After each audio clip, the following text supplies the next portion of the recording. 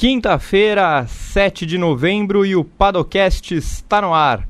Bom dia a todos que estão nos acompanhando, bom dia ao Gil, que está aqui comigo mais uma vez. Fala, Gabri, beleza? Como é que você tá? Tá bem? Tô tranquilo, Gil. Hoje estamos abandonados, né? Não estamos nem com Noronha, nem com o Berton. O pessoal tá no chinelinho, viu? Exatamente. Chega no GP do Brasil aí, o pessoal já tá meio ansioso, se poupando, né, para o que vem. É o famoso desconforto muscular antes de um jogo decisivo. Exatamente. Tensão pré-jogo. Exatamente. Bom, não poderíamos falar de outra coisa hoje, nessa semana, que não fosse Lewis Carroll Davidson Hamilton.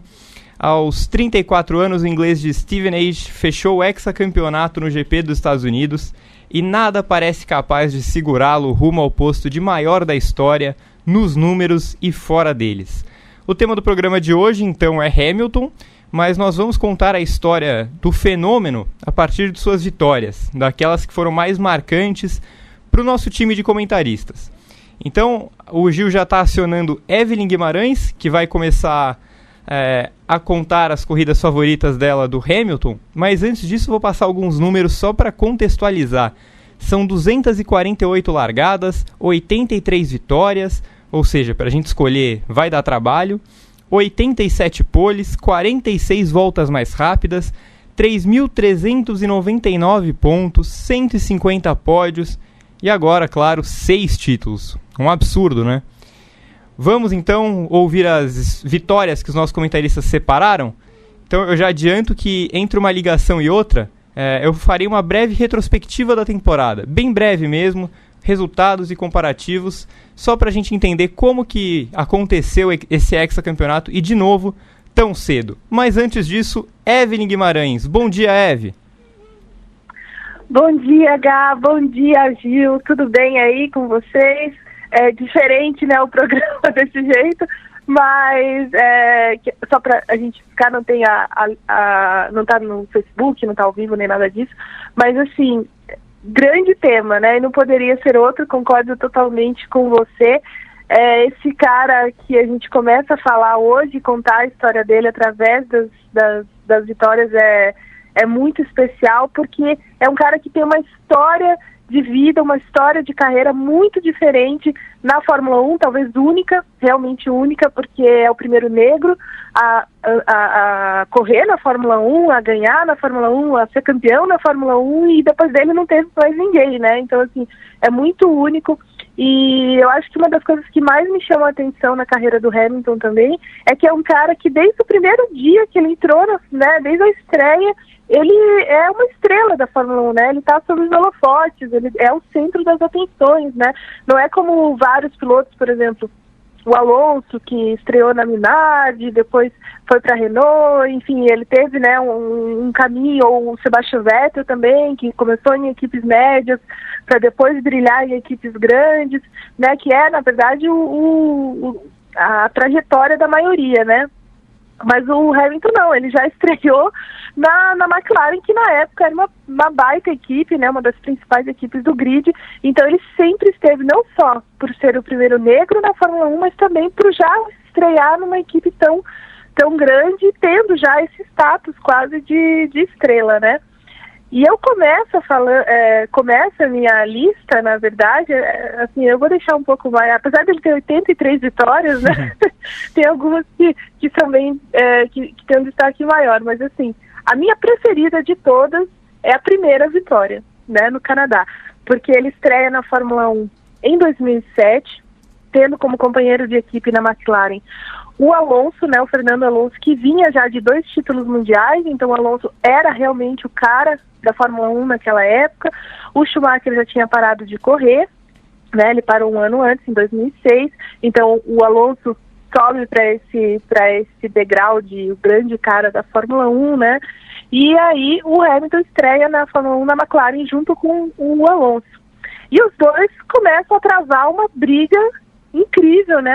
Começa a nascer uma rivalidade ali, porque o Alonso, achando que era bicampeão e tal, teria a preferência da equipe, mas a equipe que na época era gerenciada pelo Ron Dennis tinha uma grande de um grande amor pelo Hamilton, porque o Hamilton já era do programa de jovens desde sempre, né? E aí, quando ele se coloca muito rápido, quando ele se coloca muito forte na pista, ele passa a ter a preferência da equipe, e aí a gente vê essa rivalidade. Só que o Hamilton só vai vencer a primeira corrida dele em 2007, e a primeira na Fórmula 1, obviamente, na sexta etapa daquela temporada, GP do Canadá, e ele chega no Canadá líder do campeonato. Sim. Né? Ele chega lá à frente do Alonso e tudo mais, e tem uma das performances mais impressionantes até ali daquele ano, em que ele crava a pole, então é a primeira pole, e também a primeira vitória, e ele lidera praticamente de cabo a rabo aquela prova. E assim, o mais interessante daquela prova é que ela foi marcada por diversos problemas, né? Só para a gente ter uma ideia, foi uma corrida de 4 entradas do safety car. Uhum. Foi a corrida em que o Kubica, né, eu não sei como não aconteceu nada com ele, né? Mas ele destruiu a BMW, ficou só o cockpit mesmo nela, e ele teve uma lesão no tornozelo, enfim. E foi por causa disso que daí na prova seguinte, né, o Sebastian Vettel acabou estreando na Fórmula 1, mas é uma prova foi uma das provas mais legais daquele ano também, porque ela foi muito agitada. E pra gente ter uma ideia também do quão agitada ela foi, olha o pódio. Nick Heidfeld. Sim, de BMW. E Alexander Wurz, né? De Williams. Então, assim, de Williams, exatamente. Então, o Heidfeld de BMW Sauber e o Wurz de Williams, empurrada por motor Toyota na época. Então, pra gente ter uma ideia da maluquice que foi essa corrida, e foi a primeira vez naquela temporada que o pódio teve pilotos de outra, o pódio foi completado por pilotos de outras equipes que não Ferrari e McLaren, que vinham dominando aquela temporada.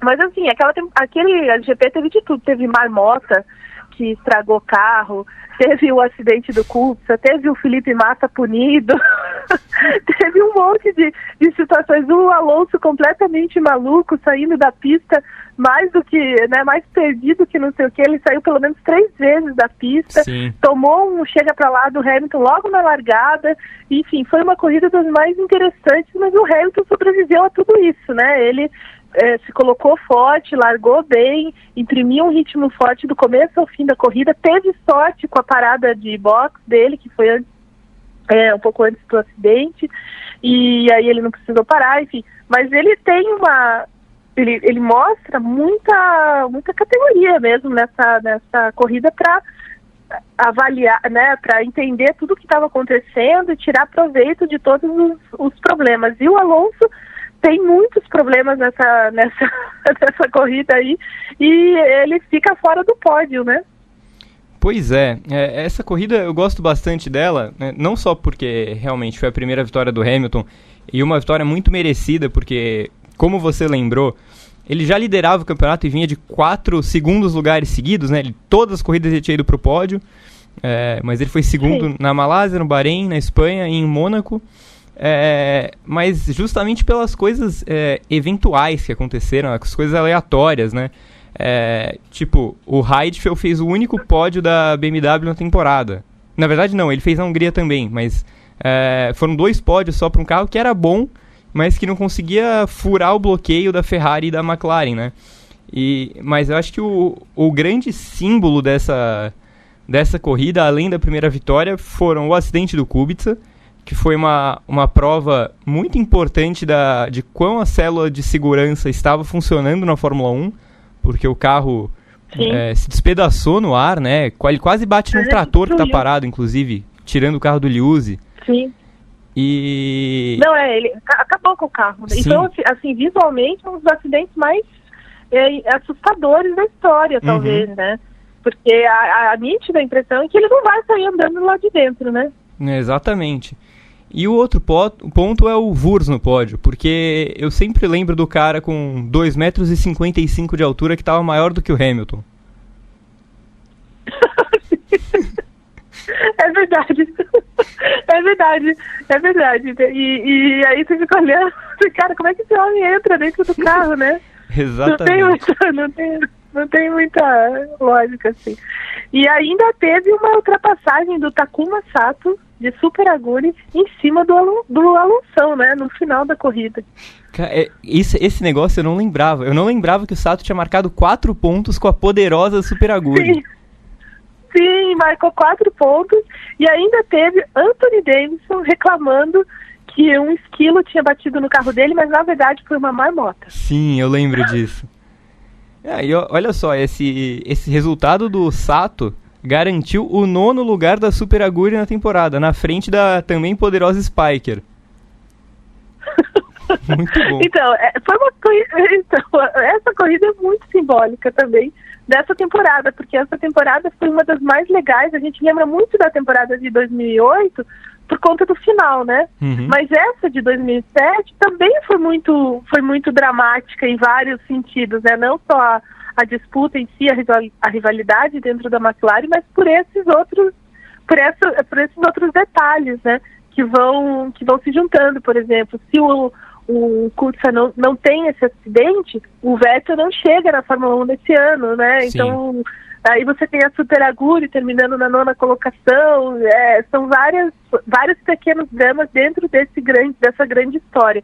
E eu só queria fazer uma correção. Na verdade, o Hamilton chegou ao GP do Canadá atrás do Alonso, mas saiu 8 pontos à frente do Alonso por conta dessa corrida maluca que o Alonso teve, né? Em que ele sai da pista pelo menos 3 vezes, em que ele toma essa ultrapassagem do Sato no final da corrida. Então a corrida do Alonso é um desastre, né? Enquanto o Hamilton está na frente comemorando a primeira vitória. E seria também um marco, porque o Hamilton tem muitas vitórias no Canadá, né? Depois ele venceu muitas vezes. E, o Canadá é quase como Silverstone para ele, né? É o quintal da casa dele, assim. Ele chega lá e tem sempre, ou quase sempre, atuações muito brilhantes no Canadá. Exato. Então só para registrar, tava 38-38 e o Alonso com as vitórias na Malásia e em Mônaco na frente. E aí o Hamilton sai com 8 pontos de vantagem porque o Alonso chega em 7º nessa corrida catastrófica dele. O Eve.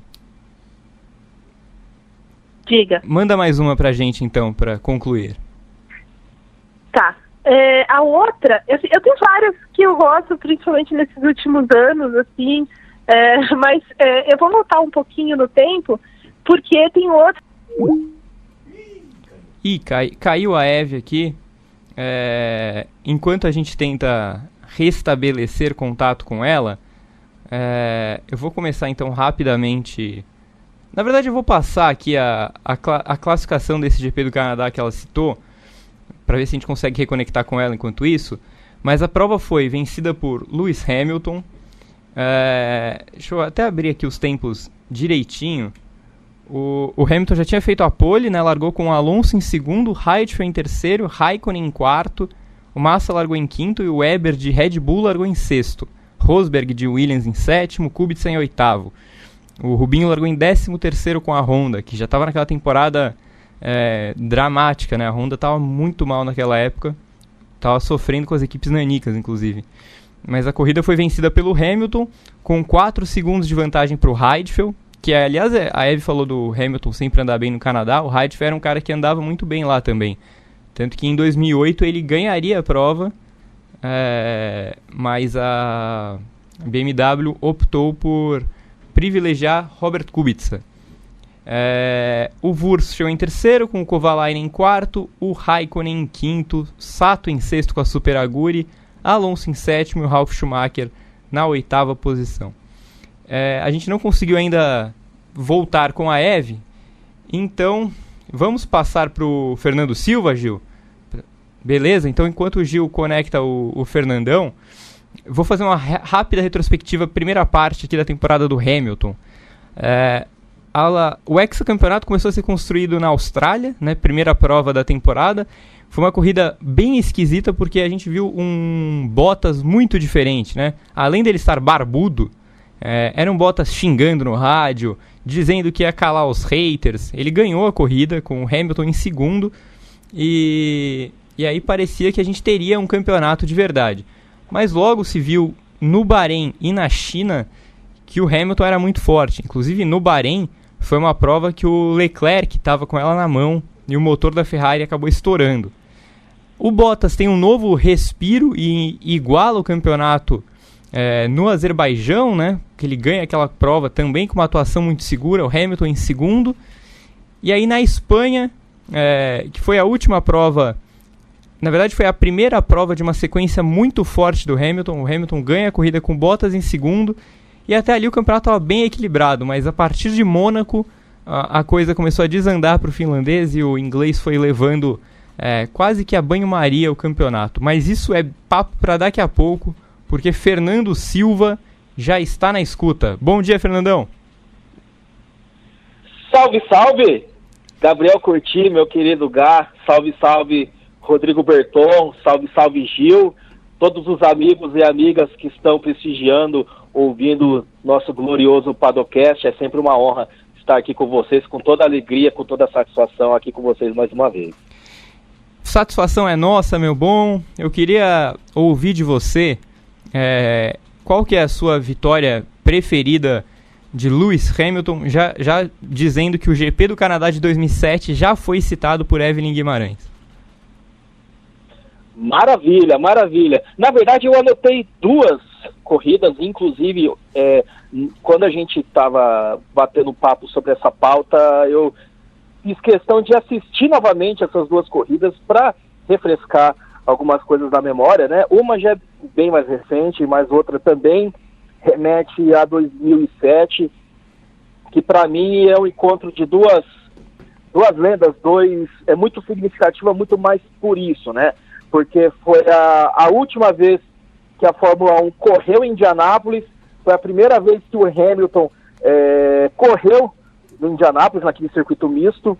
A segunda corrida, logo após ele ter vencido o GP do Canadá, foi na semana seguinte, e foi uma corrida que para mim ficou muito marcada pelo simbolismo, pelo fato de ele não apenas ter vencido do jeito que venceu, mas por ter se imposto perante Fernando Alonso. Foi, na minha visão, aquela corrida foi o que começou a deflagrar realmente aquela tensão, aquela guerra civil entre os dois pilotos na McLaren em 2017 e 2007, naquela temporada fantástica. O Hamilton largou na pole position naquela corrida, foi uma dobradinha ali da McLaren, o Hamilton largando logo à frente do Alonso. E o Alonso por muito tempo pressionou o Hamilton, né? Ele se sentia ainda no status de número 1 da McLaren, não à toa ele estampava o número 1 no carro da McLaren, tinha sido contratado a peso de ouro depois do bicampeonato que ele conquistou com a Renault, e ele por muito tempo ele andou muito próximo, muito atrás do Lewis Hamilton, lembrando que naquela época ainda não existia asa móvel como tem hoje, então de repente se fosse uma situação como hoje, ele teria conseguido ultrapassar o Hamilton, mas o Hamilton segurou no braço, mesmo nos trechos mais rápidos ali, na curva 1 do oval, né, invertido, segurou o Alonso no braço, e o Alonso começou a reclamar muito, né, ele sentia no direito de assumir a primeira posição. No entender dele, o Hamilton tinha que abrir passagem para o Alonso tomar a primeira posição e seguir em frente e vencer a corrida, mas não foi o que aconteceu. O Hamilton se impôs, muita personalidade, e acabou vencendo na primeira vez dele em Indianápolis, na última vez que a Fórmula 1 correu no Indianápolis Motor Speedway, que vocês, Gabriel Curti e Rodrigo Berton, conhecem tão bem, tenho certeza que vocês já estão com muita saudade de lá. Rapaz, eu tô com uma saudade muito grande de Indianápolis, realmente é um lugar muito único, e eu lembro bem dessa corrida também, obviamente você também lembra por esse motivo que eu vou citar agora, mas foi a estreia de Sebastian Vettel, né? Foi o dia em que o Vettel entrou no lugar do Kubica, que se arrebentou naquele acidente no Canadá, como a Eve lembrou a corrida, né? O carro dele foi arremessado, ele passou perto de um trator aí que estava tirando o carro do Liuzzi, e enfim, ele deu muita sorte de sair só com uns arranhões, mas aquela prova foi suficiente para o Vettel mostrar para o mundo que ele era um cara diferente. Ele chegou em 8º naquela prova, foi um pontinho só, mas foi bem marcante. Eu lembro dessa corrida dele segurando um pelotão atrás dele. Ele teve briga boa com o Weber, com o Fisichella, com o Wurz. E aquela prova também, Fernandão, foi uma das melhores de Heikki Kovalainen na Renault. E aí eu culpo essa prova e o GP do Canadá pela contratação dele pela McLaren no ano seguinte. É verdade. Eu lembro bem, assistindo essa prova ontem, eu lembrei de algumas nuances, assim, como que as coisas mudam, né? Como que a gente tem uma visão de um piloto e de repente isso muda de ano para ano, de temporada para temporada. O Heikki Kovalainen, de fato, fez uma grande corrida, um corridaço, me chamou muito a atenção. Eu lembro também que eu vi algumas disputas bem interessantes ali, por exemplo, os dois pilotos da Toro Rosso. A gente lembra que em 2007, portanto, 12 anos, a dupla da Toro Rosso era formada por Vitor-Antônio Liuzzi e Scott Speed. Então, assim, lendários. Incrível, né? Nossa!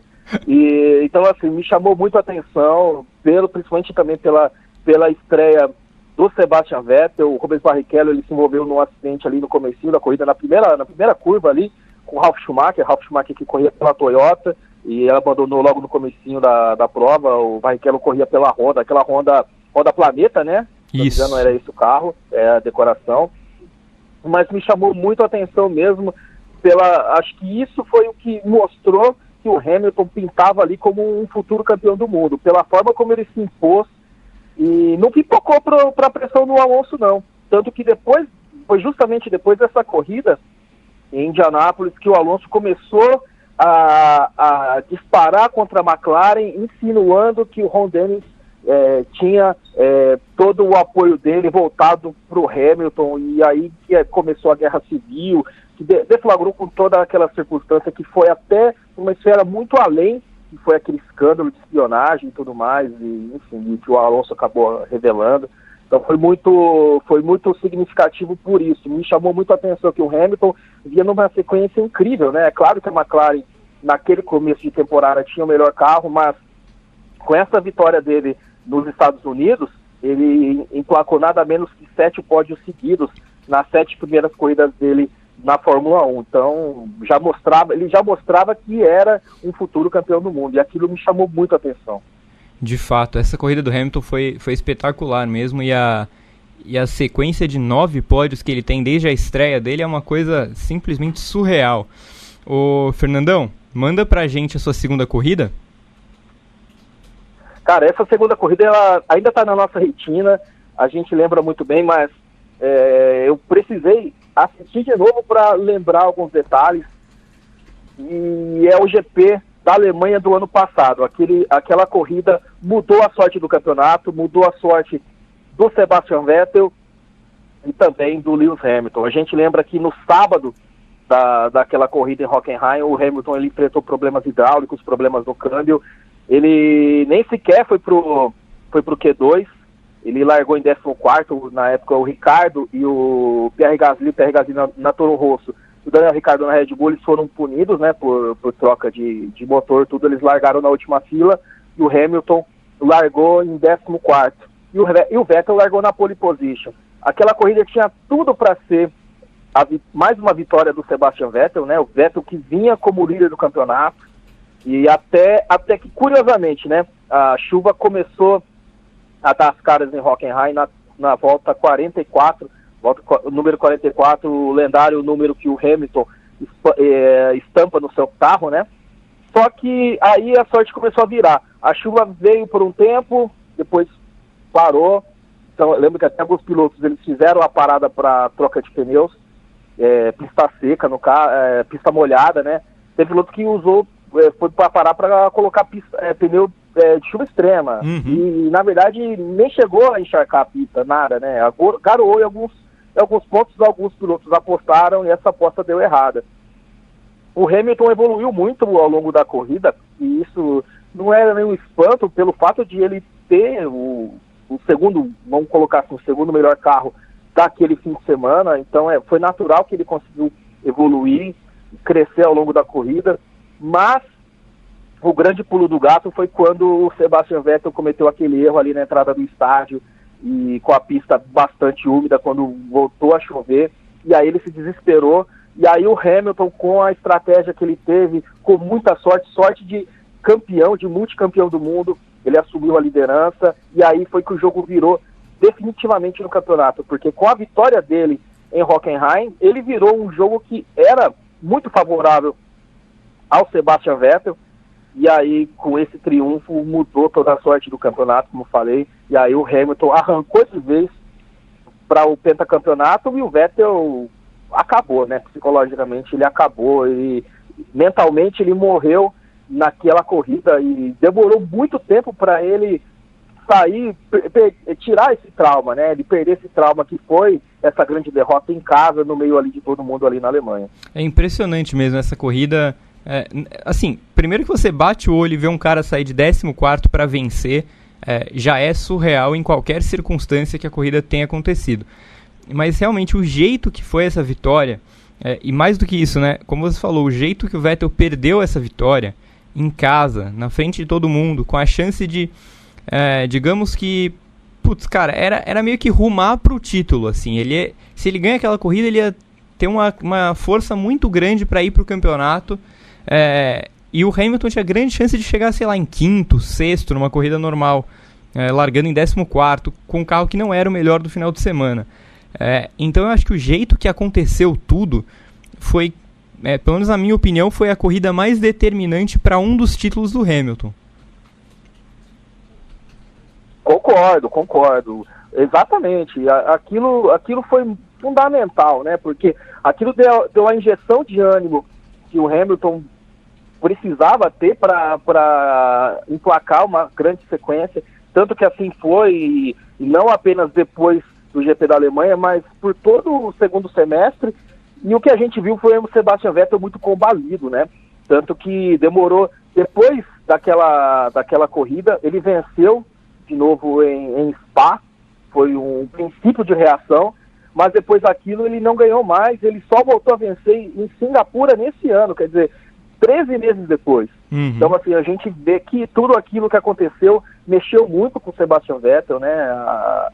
Ele ficou destruído mentalmente, de fato, e o Hamilton acabou tirando todas as forças para fazer um grande segundo semestre de temporada, arrancar para o Penta, e assim foi, mas foi um divisor de águas na temporada. A gente pode contar a história essa história de 2018, da temporada 2018, antes do GP da Alemanha, depois do GP da Alemanha, e toda a sorte que virou para o Vettel e também para o Lewis Hamilton. Concordo, Fernandão. Só para a gente fechar, então, Lewis Hamilton é o melhor piloto da história da Fórmula 1?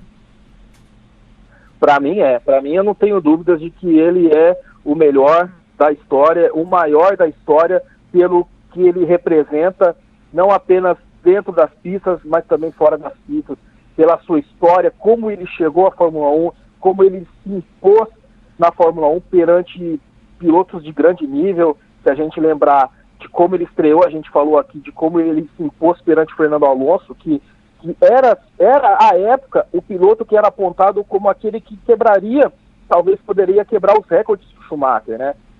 A gente falava que o Alonso, desde aquela época, já se falava que o Alonso contava como o piloto mais completo do seu tempo. De fato, de certa forma, ele mostrou isso, mas aquele ano de 2007 acabou sendo um divisor de águas para o próprio Alonso, porque ele saiu da McLaren, depois voltou para a Renault, depois assinou com a Ferrari, mas por mais que ele tenha ficado perto de conquistar os títulos, principalmente em 2010 e 2012, nunca mais chegou lá. E foi o Vettel que emplacou uma dinastia, depois o Hamilton que vem com essa dinastia prateada desde 2014, ele só ficou 2016 sem conquistar o título. Então, assim, ele se impôs perante a Fórmula 1 e pela forma como ele é como pessoa, né? Pelos posicionamentos que ele tem, pelas opiniões fortes que ele tem, opiniões que muitas vezes a Fórmula 1, o automobilismo como um todo, não está preparado para lidar com isso. Eu traço um paralelo em termos de posicionamento ao que é um pouco o nosso João Paulo Oliveira em relação à maioria dos outros pilotos aqui no Brasil. Destoa, é muito diferente, muito distinto, e o Hamilton é da mesma forma para a Fórmula 1, tanto que ele sofreu muitas críticas, a meu ver, muito injustas, sobre o modo de vida dele, sobre o estilo de vida dele, se ele é vegano, se ele não come carne, se ele tem uma vida mais sustentável, isso é dele. E muita gente caiu de pau em cima, e muito injusto. E a meu ver também, eu concordo com o que foi debatido no Paddock GP. Aliás, vocês que estiverem ouvindo o nosso Paddockcast, assistam o Paddock GP, porque foi sensacional, um debate sensacional. E eu concordo com o que foi dito, que muitas dessas críticas, muitos desses ataques ao Hamilton também tem racismo no meio, tem preconceito no meio, e faz todo sentido a forma como a Fórmula 1 é contrário a esse tipo de situação. Não, aliás, não faz nenhum sentido, e o Hamilton, para mim, ele só mostra que é muito maior que tudo isso. Por isso que, para mim, em todos os aspectos, ele é o melhor de todos os tempos. Perfeito, Fernandão. Assino embaixo e agradeço você por mais uma participação brilhante e épica no Paddockcast. Abraço, Fernandão. Eu agradeço a vocês aí, lembrando que ontem, por pouco, vocês não encontram aí na Central 3 o grande Glenn Greenwald, né? Ontem ele fez um podcast aí, o Xadrez Verbal, com o pessoal aí, e algum de vocês aí está sentado onde teve o Glenn ontem na parte da tarde. Boa sequência de programa a todos, mais uma vez, prazerzão participar com vocês, tamo junto sempre, valeu demais. Valeu, meu bom, saudações para você. Então, enquanto o Gil aciona o Gabriel Carvalho, que vai ser nosso próximo comentarista, vamos para a segunda parte aqui dessa retrospectiva da temporada do Hamilton. Eu parei na vitória da Espanha, que foi meio que um ponto de virada no que foi o campeonato, porque o Bottas ainda dava algum sinal de vida quando ele ganhou no Azerbaijão. Aí na Espanha a Mercedes faz dobradinha, mas com Hamilton parecendo que vai começar a sobrar. Aí chega Mônaco, o Hamilton ganha de novo, o Bottas chega em terceiro. No Canadá, o Bottas faz uma corrida bem mais ou menos, termina em quarto, o Hamilton ganha mais uma vez. E aí na França, aquela corrida horrorosa, e na verdade a França foi a última corrida ruim de verdade, assim, que a gente teve na temporada, ruim, péssima mesmo, talvez foi a pior de todas. O Hamilton ganha com Bottas em segundo. E aí dali pra frente a Fórmula 1 entra naquele modo aleatório de uma corrida melhor do que a outra, e nesse período o Bottas não vence mais nenhuma, ele só vai voltar a vencer no Japão e nos Estados Unidos quando o Hamilton já está com a taça praticamente garantida. Isso daqui a pouco a gente volta, mas Gabriel Carvalho, bom dia Gabo, como você está? Bom dia Gabriel, tudo certo aqui, e você? Tudo tranquilo também. Ô Gabo, só para te avisar, como a gente não está ao vivo e você não estava escutando, GP do Canadá de 2007, GP dos Estados Unidos de 2007 e GP da Alemanha de 2018 já foram citados. Qual corrida que você vai falar? Gostaria de falar do GP de Mônaco de 2008. Manda ver. Então, foi acho que talvez a última grande corrida mesmo que a gente teve em Mônaco. O Hamilton largou em terceiro, ele ultrapassa o Kimi Raikkonen na largada, fica ali atrás do Felipe Massa em segundo, até o momento em que estava chovendo bastante em Mônaco no dia. O Hamilton ele perde o controle e bate no muro, né? E ali na famigerada curva da tabacaria, e por conta dessa batida o pneu dele estourou, ele conseguiu voltar para os boxes, né? E aí eu lembro que na volta seguinte, se eu não me engano, o Alonso também bateu, só que o Alonso não teve a mesma sorte, acabou quebrando a suspensão, ficou fora da corrida, e justamente essa batida do Alonso ajudou, porque entrou o safety car e o Hamilton caiu de segundo para quinto. E depois da bandeira verde, o Hamilton começou a correr num ritmo impressionante, melhorando volta após volta, e conseguiu dar o bote no Raikkonen, no Kubica e no Massa, que eram os carros que estavam à frente dele, e conseguiu a vitória, também utilizando bastante do bom ritmo e da estratégia, que acho que é algo que meio que marcou a carreira do Hamilton até aqui. E especialmente foi uma corrida que o cara bateu no muro na segunda volta e saiu com a vitória, né? Então, para mim, eu gosto bastante dessas exibições do Hamilton quando ele era mais novo e não era tão dominante. Acho que para mim ali onde ele exibia o talento, ele dava mais show naquela época, né? Hoje ele é um piloto que é mais consistente. Pois é, rapaz, essa corrida realmente é um espetáculo. Eu queria saber de você, numa escala de 0 a 10, quão essa corrida mudou o rumo do campeonato? Cara, pra mim tem uma escala 8 mais ou menos, porque o Massa, tipo assim, uma das grandes falácias acho que existem no automobilismo é que o Massa merecia o título em 2008. Eu particularmente acho que não, porque acho que foi um ano muito errático do Massa. Sim. O Hamilton também teve um ano errático, né? Eu acho que para mim, dos campeões assim que eu lembro da Fórmula 1, acho que 2008 foi a pior temporada de um campeão, ao lado do 99 do Hackney. Sim. Porque o Hamilton ainda era um piloto com bastante maturidade, então cometia erros. Então ele cometeu vários em 2008, que foram justamente os erros que puderam aproximar o Massa na disputa. Mas o Massa errou mais que o Hamilton ainda, e uma dessas oportunidades foi justamente em Mônaco, que o Felipe liderava a corrida, fez a pole, liderou com o Hamilton tendo o acidente dele. O Felipe ele escapou ali na Sandevaux sozinho, depois a Ferrari também não ajudou muito na estratégia, ele terminou atrás do Kubica em terceiro. Então foi uma corrida que eventualmente teve um papel fundamental naquele que foi o primeiro título do Hamilton.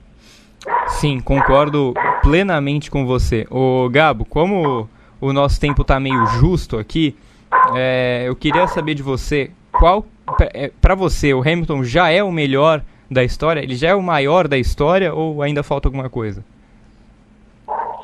Eu acho que ainda falta um pouquinho. Eu ainda acho que o Schumacher é melhor, porque eu acho que o Schumacher conseguiu sair de posições mais incômodas de forma melhor que o Hamilton. Eu acho que o Hamilton é complicado porque ele é muito espetacular, ele é tão consistente que é difícil que ele seja jogado nessa situação. Mas eu acho que o Hamilton tem que ser jogado pelo menos mais uma vez contra as cordas, assim, do mesmo jeito que ele foi jogado em 2016, e superar isso, para mim, acho que vai ser essencial. Porque, por exemplo, tem 2 temporadas do Schumacher, que são 2000 e 2003, que foram temporadas que o Schumacher foi jogado contra as cordas e ele se superou de forma incrível. Então, para mim, faltou isso pro Hamilton, e aí ele pode ser, sim, o melhor de todos os tempos. Eu concordo nessa parte. Eu, inclusive, falei no Paddock GP que para mim é um empate técnico. Eu realmente não sei dizer quem é o melhor nesse momento, mas eu acrescento ainda o título do Schumacher com a Benetton. Eu acho isso muito gigantesco. Especialmente o de 94, que foi um campeonato onde ele não fez um quarto do campeonato. Né? Pois é, exatamente. Ô Gabo, obrigado, viu? Obrigado a você, Gabo. Até daqui a 2 semanas, que é quando eu volto, o senhor fatalmente voltará aqui. Abração, Gabo. Pode deixar. Abraço, bom programa. Valeu. Enquanto o Gil aciona o Vitor Fazio, que é nosso último participante aqui do dia, vou relembrar então essa sequência que eu falei, que foi a sequência aloprada da temporada, que começa no GP da Áustria, que o Verstappen ganha, né? Finalmente tira a Red Bull da zica na temporada. O Hamilton chega só em 5º, só que o Bottas chega em 3º. E aí tem aquele GP da Inglaterra que foi espetacular. O Hamilton ganha com Bottas em 2º e ele chega na Alemanha já com uma vantagem muito grande. E aí na Alemanha acontece, para mim, a grande corrida da temporada, talvez a melhor corrida dos últimos anos na Fórmula 1, que o Verstappen ganha, que a Red Bull inclusive quebra o recorde de pit stop mais rápido. Aí o Vettel chega em 2º, meio que fechando aquele ciclo de erros dele, que começou na Alemanha em 2018, como o Fernandão lembrou. O Kvyat vai para o pódio com a Toro Rosso. E aí a série de grandes corridas continua na Hungria, na Bélgica, na Itália, e o Hamilton faz 1º, 2º, 3º, e o Bottas chega só em 8º na Hungria, em 3º na Bélgica, e por mais que tenha chegado em 2º na Itália, ali o campeonato já tinha ido muito para o brejo. Vitor Fazio, o senhor está me escutando? Estou te escutando. Você está me escutando, Gabriel? Perfeitamente. Tudo bem aí? Tudo certinho. Vamos pegar mais uma aqui com vocês. Então bora lá, a gente tá com um tempo curto aqui, mas eu queria ouvir de você qual é a sua vitória marcante do Hamilton que você queria destacar, te dizendo que Canadá 2007, Estados Unidos 2007, Mônaco 2008 e Alemanha 2018 já foram citadas. Bom, então eu vou para aquela que talvez seja uma das vitórias mais icônicas do Hamilton nessa era híbrida, que é no GP do Bahrein de 2014, que pode ser considerado o ponto de partida naquela rivalidade que houve entre o Hamilton e o Rosberg, que durou 3 anos na Fórmula 1. Muito obrigado por ter citado essa corrida, porque senão eu seria obrigado a citar ela no encerramento, porque eu estava incrédulo que ninguém ia falar dela. Por favor, discorra. Bom, 2014 é o primeiro ano de domínio da Mercedes na Fórmula 1, então já estava claro nas 2 primeiras corridas do ano que seria um embate somente entre Hamilton e Rosberg pelo título. O Rosberg começa o ano na frente do Hamilton no campeonato, e aí nessa corrida, no GP do Bahrein de 2014, é uma corrida que a princípio parece estar na mão do Hamilton. Ele lidera desde o começo, só perde a liderança ali no círculo de pitstops, mas aí na parte final da corrida a gente vai ter um safety car por conta daquele acidente icônico do Maldonado com o Gutierrez, que o Maldonado faz a proeza de fazer o Gutierrez capotar. Sim. Sensacional. E aí foi no pior momento possível para o Hamilton, porque ele acaba ficando na liderança, mas com pneu duro, e imediatamente atrás com o Rosberg com pneu macio. Ou seja, na relargada o Rosberg ia ter condições perfeitas para atacar o Hamilton e, quem sabe, tomar a liderança. Só que aí a relargada vem, e aí sim, de fato, a gente tem uma briga muito apertada entre os dois ficam lado a lado numa sequência de curvas, e o Hamilton consegue se defender com perfeição praticamente. O Rosberg, é claro, o Rosberg fica um pouco chato porque ele não consegue a ultrapassagem mesmo com o pneu macio, mas eu acho que o que se destaca nessa disputa é como o Hamilton teve talento para segurar a onda.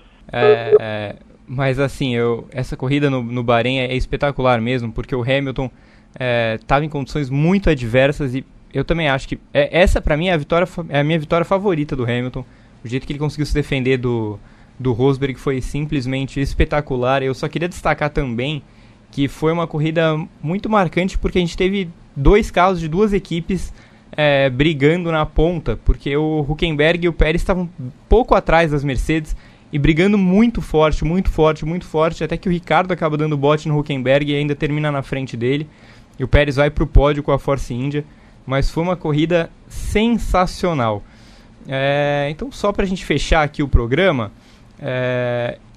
a reta final dessa temporada, o Hamilton meio que administrou o campeonato, foi 4º em Singapura, na frente do Bottas, venceu na Rússia, com Bottas em segundo, né, numa pista que o Bottas geralmente anda super bem. Aí no Japão o Bottas derrotou o Hamilton chegou em terceiro, o Bottas venceu. Mas aí no México, em que o campeonato inclusive quase acabou, o Hamilton teve uma atuação espetacular, venceu com o Bottas em terceiro. O Hamilton fez uma corrida esplêndida, e aí nos Estados Unidos o Bottas vence, o Hamilton chega em segundo, mas não há mais tempo de reação, assim como não há mais tempo no Paddockcast de hoje. A gente volta daqui a 2 semanas, mas semana que vem tem Felipe Noronha aqui na apresentação, né? Este foi o 41, ele volta no 42 na semana que vem. Quinta-feira, mesmo horário de sempre, umas 11 e pouquinho. Esperamos que ao vivo na próxima semana, mas sempre no YouTube e nas demais plataformas. Na terça-feira tem Paddock GP 7h30, o GP às 10 também no nosso YouTube, todos os dias 10 da manhã e 10 da noite, o Prancheta GP pela manhã, o Briefing nos finais de semana de corrida, sábado e domingo. E é isso por enquanto não viramos uma TV oficialmente, é o que temos de programação e tá muito bom, né? Por hoje é só, um abraço a todos, a todo mundo que participou aqui do programa, a todo mundo que ouviu, obrigado ao Gil, que esteve aqui conosco mais uma vez, e até a semana que vem. Tchau, tchau!